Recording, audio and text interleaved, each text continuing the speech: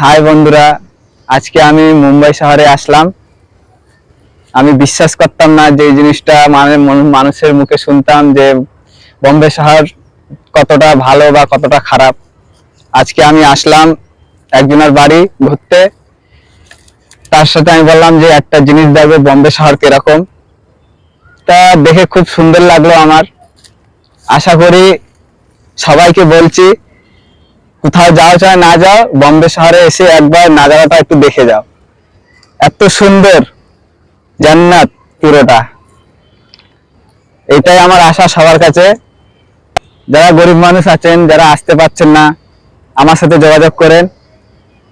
আশা করি যতটুকু পারবো ততটুকু আনন্দ ফুর্তি দেব, এটাই আমার কথা।